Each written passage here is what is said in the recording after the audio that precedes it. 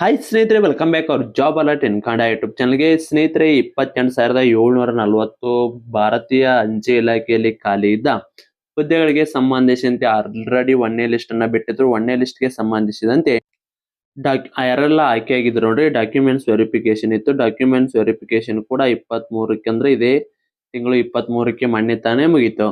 ಇನ್ನ ಅಫಿಷಿಯಲ್ ಆಗಿ ಎರಡನೇ ಲಿಸ್ಟ್ ಅನ್ನ ಯಾವಾಗ ಬಿಡ್ತಾರ, ಎರಡನೇ ಲಿಸ್ಟ್ ಅಲ್ಲಿ ಎಷ್ಟು ಜನ ಆಯ್ಕೆ ಆಕಾರ ಅಂತೇಳಿ ಇವತ್ತಿನ ವಿಡಿಯೋದಲ್ಲಿ ತಿಳಿಸ್ಕೊಡ್ತೀನಿ. ವಿಡಿಯೋನ ಸ್ಕಿಪ್ ಮಾಡದೆ ಕೊನೆಯವರೆಗೆ ನೋಡಿ. ನೀವೇನಾದ್ರೂ ವಿಲೇಜ್ ಅಕೌಂಟ್ ಎಸ್ಡಿ ಹುದ್ದೆಗಳಿಗೆ ಸಂಬಂಧಿಸಿ ಸ್ಟಡಿಯನ್ನು ಮಾಡ್ತಾರೆ, ಈ ನೋಟ್ಸ್ ತುಂಬಾ ಆಗುತ್ತೆ. ಹೌದು ಸ್ನೇಹಿತರೆ, ಸಿಲೆಬಸ್ ಎಲ್ಲ ಕಂಪ್ಲೀಟ್ ಜಿಕೆಗೆ ಸಂಬಂಧಿಸಿದ ಕಂಪ್ಲೀಟ್ ಸಿಲೆಬಸ್ ನೋಟ್ಸ್, ಅದ್ರ ಜೊತೆಗೆ ಕಮ್ಯುನಿಕೇಶನ್ ಪೇಪರ್ ಗೆ ಸಂಬಂಧಿಸಿದೆ ಕನ್ನಡ ವ್ಯಾಕರಣ ಆಗಿರ್ಬೋದು, ಅದೇ ರೀತಿ ಕಂಪ್ಯೂಟರ್ ಗೆ ಸಂಬಂಧಿಸಿದಂತೆ ನೋಟ್ಸ್ ಅನ್ನ ಕೂಡ ಅದ್ರ ಜೊತೆಗೆ ಇಂಗ್ಲಿಷ್ ಗ್ರಾಮರ್ ಕೂಡ ಕಳಿಸಲಾಗುವುದು. ಸ್ನೇಹಿತರೆ, ಈ ನೋಟ್ಸಿನ ಬದಲಿ ಬಂದು ಮೊದಲಿಗೆ 999, ಈಗ ನೇಮಕಾತಿ ಆದ ಕಾರಣಕ್ಕೆ ಎಲ್ಲಾ ಅಭ್ಯರ್ಥಿಗಳ ಯೂಸ್ ಅಲ್ಲಿ ಕಾರಣಕ್ಕೆ ಕೇವಲ 200 ರೂಪಾಯಿಗೆ ನೀಡಲಾಗ್ತದ. ಸ್ನೇಹಿತರೆ, ಈ ನೋಟ್ಸ್ ಜೊತೆಗೆ ನಿಮಗೆ village account old question paper ಮತ್ತೆ ಎಸ್ಡಿ ಓಲ್ಡ್ ಕ್ವಶನ್ ಪೇಪರ್ ಕೂಡ ಉಚಿತವಾಗಿ ಕಳಿಸಲಾಗ್ತದ. ಸ್ನೇಹಿತರೆ, ಯಾರಿಗಾದ್ರೂ ಈ ನೋಟ್ಸ್ ಬೇಕಾದ್ರೆ ಕೆಳಗಡೆ ಕೊಟ್ಟಿರೋ ವಾಟ್ಸ್ಆಪ್ ನಂಬರ್ಗೆ ಮೆಸೇಜ್ ಹಾಕಿ ನೀವು ಕೂಡ ನೋಟ್ಸ್ ನ ಪಡೆದುಕೊಳ್ಳಬಹುದು. ಸ್ನೇಹಿತರೆ, ಈ ನೋಟ್ಸ್ ಜೊತೆಗೆ ನಿಮಗೆ ಏನಾದ್ರು 6 to 10th ಸಮಾಜ ವಿಜ್ಞಾನ ಮತ್ತು ವಿಜ್ಞಾನದ ಶಾರ್ಟ್ ನೋಟ್ಸ್ ಬೇಕಾಗಿತ್ತಂದ್ರೆ ನೋಟ್ಸ್ ಪ್ಲಸ್ ನಿಮ್ಗೆ 6ನೇ ತರಗತಿ ಅಂದ್ರೆ 10ನೇ ತರಗತಿ ಸಮಾಜ ವಿಜ್ಞಾನ ಮತ್ತು ವಿಜ್ಞಾನದ ಶಾರ್ಟ್ ನೋಟ್ಸ್ ಸೇರಿಸಿ 350 ರೂಪಾಯಿ ಆಗುತ್ತೆ. ಆದ್ರೆ ನಮ್ಮ ಚಾನಲ್ ವೀಕ್ಷಕರಿಗೆ ಸ್ಪೆಷಲ್ ಆಫರ್ ನೀಡಲಾಗ್ತದೆ. ನಮ್ಮ ಚಾನಲ್ ವಿಡಿಯೋ ನೋಡಿದ್ದು ಏನಾದ್ರು ಸ್ಕ್ರೀನ್ ಶಾಟ್ ಕಳಿಸ್ತೀರಪ್ಪ ಅಂದ್ರೆ ಕೇವಲ 250 ರೂಪಾಯಿಗೆ 2 ನೋಟ್ಸ್ ನ ಕಳಿಸಲಾಗ್ತದೆ. ಆ 2 ಕೂಡ ನಿಮಗೆ ಇಂಪಾರ್ಟೆಂಟ್ ನೋಟ್ಸ್ ಆಗಿರ್ತಾವೆ, ಮಿಸ್ ಮಾಡ್ಕೋಕ್ ಹೋಗ್ಬೇಡ್ರಿ. ಯಾರಿಗಾದ್ರೂ ನೋಟ್ಸ್ ಬೇಕಾದ್ರೆ ಕೆಳಗಡೆ ಕಾಣೋ ವಾಟ್ಸ್ಆಪ್ ನಂಬರ್ಗೆ ಮೆಸೇಜ್ ಹಾಕಿ ನೀವು ಕೂಡ ನೋಟ್ಸ್ ನ ಪಡೆದುಕೊಳ್ಳಬಹುದು. ಇಂಟ್ರೆಸ್ಟ್ ಇದ್ದವರು ಮಾತ್ರ ಮೆಸೇಜ್ ಹಾಕಿ.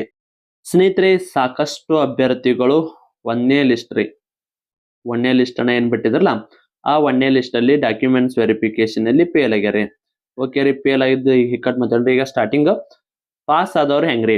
ಪಾಸ್ ಆದವ್ರಿಗೆ ನಮ್ಗೆ ಈಗ ಜಾಯ್ನಿಂಗ್ ಲೆಟರ್ ಯಾವಾಗ ಬರುತ್ತಾ ನೋಡಿ ಸ್ನೇಹಿತರೆ, ನಿಮ್ಗೆ ಜಾಯ್ನಿಂಗ್ ಲೆಟರ್ ಇನ್ನೇನು ಒಂದು 4 ರಿಂದ 5 ದಿನದ ಒಳಗಡೆ ನಿಮ್ದು ಜಾಯ್ನಿಂಗ್ ಲೆಟರ್ ಅನ್ನ ಅಫಿಷಿಯಲ್ ಆಗಿ ಬಿಡ್ತಾರ. ಹೆಂಗ್ ಬರತ್ರಿ?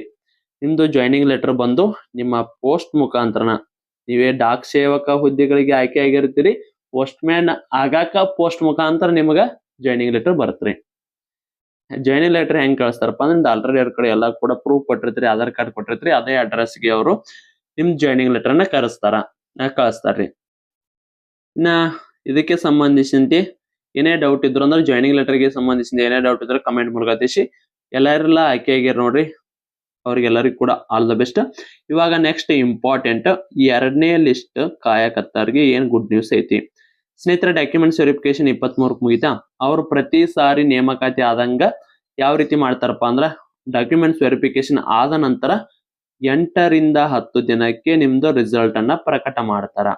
ಹಾಗಿದ್ರೆ ಈಗ ಎರಡನೇ ಲಿಸ್ಟ್ ರಿಸಲ್ಟ್ ಯಾವಾಗ ಬರುತ್ತಪ್ಪ ಅಂದ್ರ ಏಪ್ರಿಲ್ 3ರ ನಂತರ ಅಥವಾ 3ನೇ ತಾರೀಕು ನಿಮ್ದು ರಿಸಲ್ಟ್ ಬರುವ ಸಾಧ್ಯತೆ ಐತ್ರಿ. ಹಾಗಿದ್ರೆ ಎಷ್ಟು ಜನ ಆಯ್ಕೆ ಆಕಾರ ಸ್ನೇಹಿತರೆ? ಆಲ್ಮೋಸ್ಟ್ ಎಲ್ಲ 600 ರಿಂದ ಹಿಡಿದು 700 ವರೆಗೂ ಕೂಡ ಆಯ್ಕೆ ಆಗುವ ಸಾಧ್ಯತೆ ಐತ್ರಿ. ಇದೇ ಫೈನಲ್ ಅಲ್ಲ, ಸ್ವಲ್ಪ ಕಡಿಮೆನೂ ಆಗ್ಬೋದು, ಹೆಚ್ಚುನೂ ಆಗ್ಬೋದು. ಡಾಕ್ಯುಮೆಂಟ್ಸ್ ವೆರಿಫಿಕೇಶನ್ ಒಂದಿಷ್ಟು ಜನ ಹುಡುಗರನ್ನ ಕೇಳಿದೆ, ಡಾಕ್ಯುಮೆಂಟ್ಸ್ ವೆರಿಫಿಕೇಶನ್ ಬಂದಾರಾಗ 1-2-3 ಮಂದಿ ಫಿಕ್ಸ್ ಎಲ್ಲಾ ಕಡೆ ಫೇಲ್ ಆಗೇ ಇದ್ದಾರಂತ ಹೇಳಿದಾರೆ. ನಾ ಆ ಅಂದಾಜಿನ ಮೇಲೆ ಮತ್ತೆ ಅದೇ ರೀತಿ ಲಾಸ್ಟ್ ಟೈಮ್ ನೇಮಕಾತಿಗೆ ಅನುಸಾರವಾಗಿ ನೋಡಿ ಹೇಳಿದ್ರಿ. ಈ ಸಾರಿ ಕೂಡ 600 ರಿಂದ 700 ಅಭ್ಯರ್ಥಿಗಳು ಡಾಕ್ಯುಮೆಂಟ್ಸ್ ವೆರಿಫಿಕೇಶನ್ ಫೇಲ್ ಆಗಿದ್ದ ಸಾಧ್ಯತೆ ಐತಿ. ಸೊ ಹಾಗಿದ್ರೆ 6 ರಿಂದ 700 ಜನ ಫೇಲ್ ಆಗ್ಯಾರಂದ್ರ ಮತ್ತೆ 600 ರಿಂದ 700 ಜನಕ್ಕೆ ಹೊಸದಾಗಿ ಅಭ್ಯರ್ಥಿಗಳಿಗೆ ಚಾನ್ಸ್ ಸಿಗತ್ರಿ. ಈಗ ಡಾಕ್ಯುಮೆಂಟ್ಸ್ ವೆರಿಫಿಕೇಶನ್ ಆದವ್ರು ಮುಗಿತ್ರ ಅವ್ರನ್ನ ಮತ್ತೆ ವಾಪಸ್ ಸೆಲೆಕ್ಷನ್ ಆಗಂಗಿಲ್ರಿ. 2ನೇ ಅಲ್ಲ 8ನೇ ಲಿಸ್ಟ್ ಬಿಟ್ಟರು ಕೂಡ ಅವ್ರು ಆಗಂಗಿಲ್ಲ. ಅವ್ರು ಮತ್ತೆ ಮುಂದಿನ ಸಾರಿ ನೇಮಕಾತಿ ಆದಾಗ ಅವ ಡಾಕ್ಯುಮೆಂಟ್ಸ್ ಕರೆಕ್ಷನ್ ಮಾಡ್ಕೊಂಡು ಅಪ್ಲಿಕೇಶನ್ ಹಾಕಿದ್ರೆ ಆಗ ಸೆಲೆಕ್ಟ್ ಆಗ್ಬೋದು. ಬಟ್ ಈ ಸಾರಿ ಏನಿದೆಯಲ್ಲ, ಈಗ ಸದ್ಯಕ್ಕೆ ಡಾಕ್ಯುಮೆಂಟ್ಸ್ ವೆರಿಫಿಕೇಶನ್ ಆದರಂತರೂ ಲಿಸ್ಟ್ ನಿಂತ ಹೊರಗೆ ಹೋದ್ರು, ಅವ್ರಕ್ಕಿಂತ ಕಡಿಮೆ ಇದ್ದರು 0.1, 0.2, 0.25 ವರೆಗೂ ಕೂಡ ಕೆಲವೊಂದ್ಸಾರಿ 1 ಮಾರ್ಕ್ಸ್ ವರೆಗೂ ಕೂಡ ವೇರಿಯೇಷನ್ ಆಗಿ ನೀವು ಕೂಡ ಆಯ್ಕೆ ಆಗುವ ಸಾಧ್ಯತೆ ಇರುತ್ತೆ. ಅದು ಯಾವಾಗ ಗೊತ್ತಾಗತ್ತಪ್ಪ ಅಂದ್ರ ಏಪ್ರಿಲ್ 3 ನಂತರ ಅಥವಾ 2ನೇ ಲಿಸ್ಟ್ ನ ಬಿಟ್ಟಾಗ ಗೊತ್ತಾಗತ್ತ. ಈಗ ಮಣ್ಣಿ ಲಿಸ್ಟ್ ಅಲ್ಲಿ ಈ ಅಭ್ಯರ್ಥಿ ಆಯ್ಕೆ ಆಗಿದ್ದಂತ ತಿಳ್ಕೊರಿ. ಈ ಅಭ್ಯರ್ಥಿ ಆಯ್ಕೆ ಆಗಿದ್ದಂದ್ರ ಇದು ಪೋಸ್ಟ್ ನಿಮಗ ಖಾಲಿ ಉಳಿಯಂಗಿಲ್ರಿ, ಫುಲ್ ಆತ. ಇನ್ನು ಈ ಅಭ್ಯರ್ಥಿ ಫೇಲ್ ಆಗಿದ್ದಪ್ಪ ಅಂದ್ರ, ಈ ಅಭ್ಯರ್ಥಿ ಫೇಲ್ ಆಗ್ಯಾನಂದ್ರ ಒಂದು ಯಾವ ಕ್ಯಾಟಗರಿ? General category. ಇವನ್ಕಿಂತ ಸ್ವಲ್ಪ ಅಂಕ ಕಡಿಮೆ, ಈಗ 36 ಐತಿ ಒಂದು, ಇವನ್ಕಿಂತ ಸ್ವಲ್ಪ ಕಡಿಮೆ ಇದ್ದಾರು 99.35, 30 ಹಂಗ 99 ಇಷ್ಟ ಅಂಕ ಇದ್ದಾರು ಕೂಡ ಇಲ್ಲಿ ಆಯ್ಕೆ ಆಗುವ ಸಾಧ್ಯತೆ ಐತ್ರಿ. ನಾ ಆಲ್ರೆಡಿ ವಿಡಿಯೋ ಮಾಡಿದಾಗ ಕೂಡ ತಿಳಿಸಿನ್ರಿ. ಅದಕ್ಕೆ ಸಂಬಂಧಿಸಿದಂತೆ ಏನೇ ಡೌಟ್ ಇದ್ರು ಕಮೆಂಟ್ ಮೂಲಕ ತಿಳಿಸಿ.